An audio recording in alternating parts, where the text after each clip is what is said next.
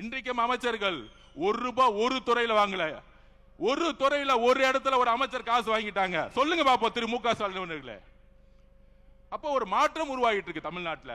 இந்த மாற்றத்தை மக்கள் சந்தோஷமா மகிழ்ச்சியா அனுபவிச்சுட்டு இருக்காங்க. எந்த டிபார்ட்மெண்ட் போனாலும் ஊழல் இல்லையே.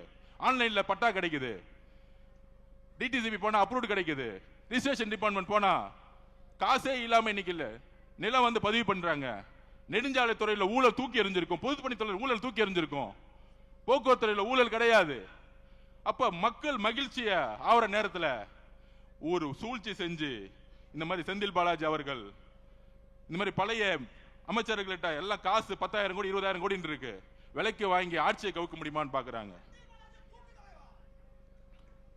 அப்ப இந்த ஆட்சியை கவுக்குறதுக்கு காசை இறக்க பாக்குறாங்க. எங்களுடைய தலைவரை நானும் சரி அண்ணனும் சரி அமைச்சர்களும் சரி ஒரு துரும்ப கை வச்சீங்கன்னா மொட்டை தமிழ்நாடு எந்திரிக்கும். எழுதி வச்சுக்கோங்க. இன்னொரு தேர்தல் வந்துச்சுன்னா திமுக 234 தொகுதியில் டெபாசிட் பண்ண நாங்க தேர்தலை பார்த்தலாம் பயப்படல. ஆட்சியை ஸ்டெபிலிட்டி பண்றதுக்கும் ஸ்ட்ரென்தன் கொடுக்கிறதுக்கும் எல்லா இடத்திலும் எங்களுடைய பொலிட்டிக்கல் ஸ்ட்ராட்டஜி இருக்கும்.